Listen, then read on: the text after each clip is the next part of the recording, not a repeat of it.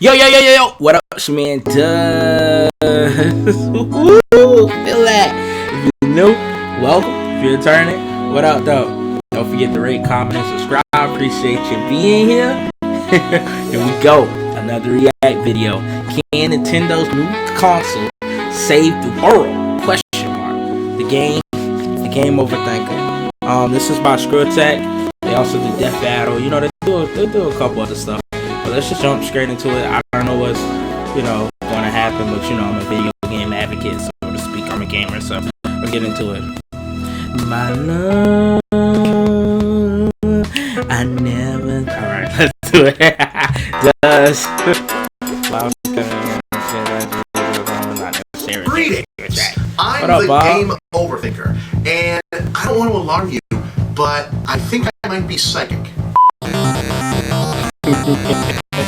I've never seen one of Bob's videos, so hopefully this goes well. Seems weird already, but and the Nintendo NX save the world of video game. So here's a clip from the 18th episode of the previous incarnation of this show. This one is both suggestion and a wish. Nintendo, you want to spend a very small amount of money in order to make a shitload of money? Here's how. Re-release Super Mario All-Stars. Wait, not on Virtual Console. No, as a proper Wii game. Why? Because you're going to include a level editor. That's right. Make your own Mario levels with actual sprites and gameplay engines from the original games. Share them online with friends. Instant platinum seller. We haven't changed at all, right? Heck, it was only a couple of months ago the show still looked like this. It was only a couple months ago the show looked like this.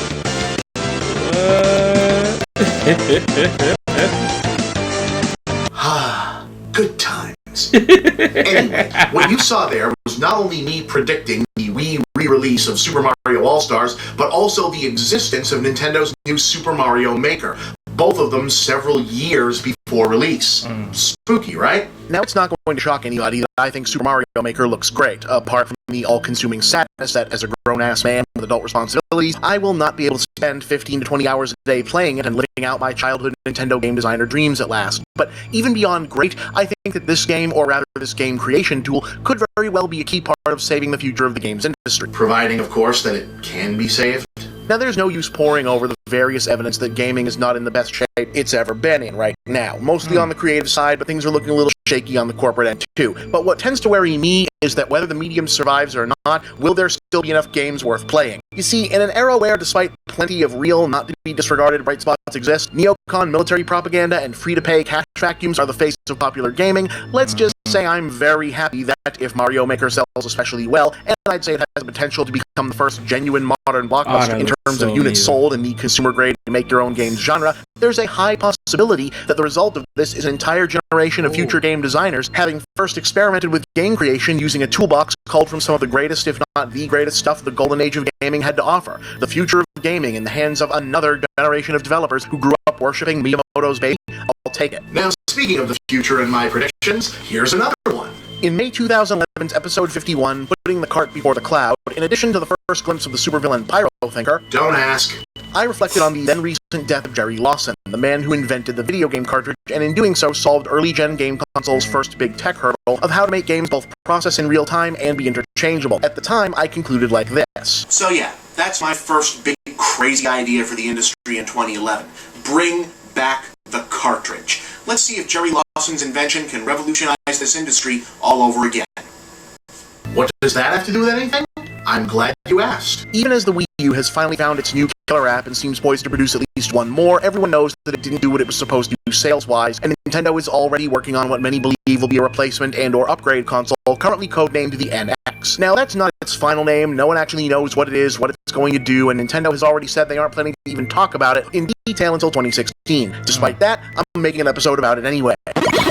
Here's the thing, one of those lovely US Patent Office info dumps hit NeoGAF recently showing off a Nintendo filing for what looks like a piece of gaming hardware that many assume could be the NX, or whatever they decide to call it. The standout information appeared to be a controller incorporating some kind of screen, which, if so, would answer the question about Wii U backward compatibility somewhat, and one really conspicuous absence.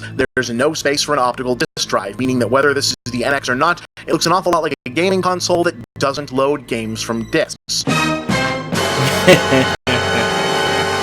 Now, we heard rumblings of this kind of thing before, and when it came from Sony or Microsoft, the idea of no optical disk drive raised the specter of a download-only device that would have effectively made you only a partial owner of your own games. But while not even I think Nintendo is somehow too wonderful to pull something like that, I doubt that's what's going on here. A company still as Japanese-centric and skittish about online commerce as Nintendo is not going to be the first ones to throw open that door as far as I can imagine. So what could they be up to?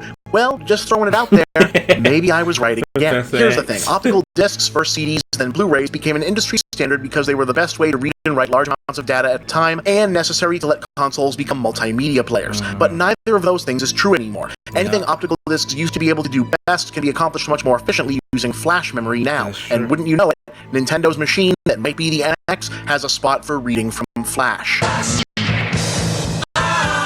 Let me throw out a hypothetical here. The reason consoles keep getting more and more expensive is partly because games need more and more processing power and storage space, and devices are built in preparation for that. But what if you don't play every game, or use every game feature? You're paying for unused space. If games were being stored on a cartridge-like device via flash,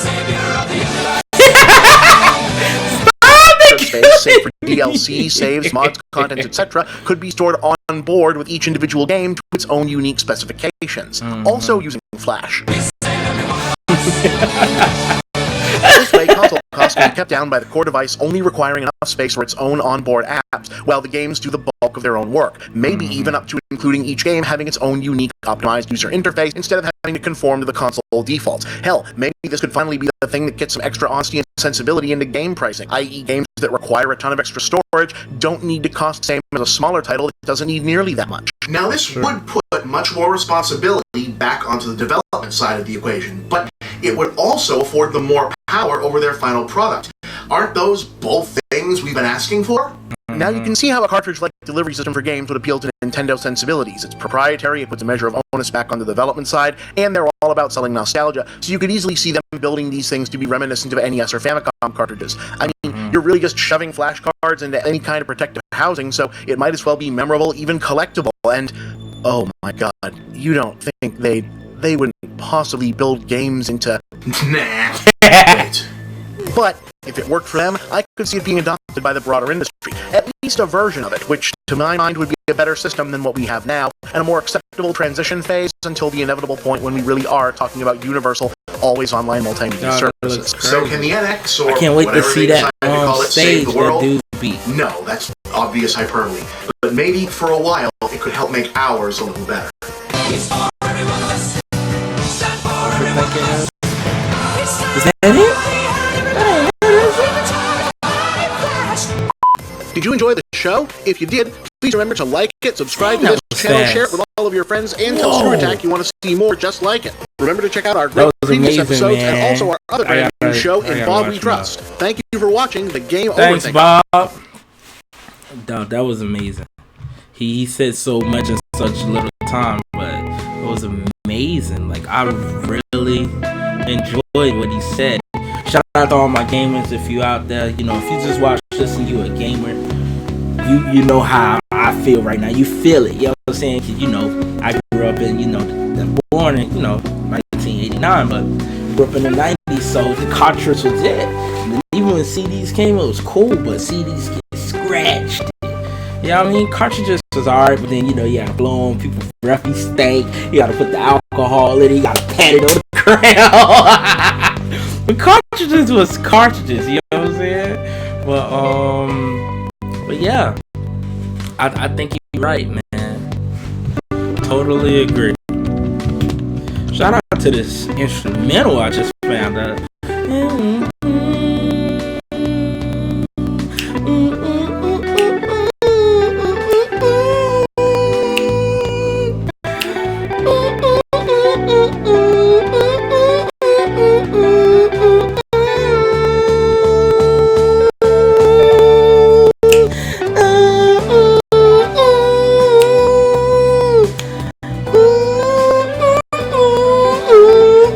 I'm sorry, y'all.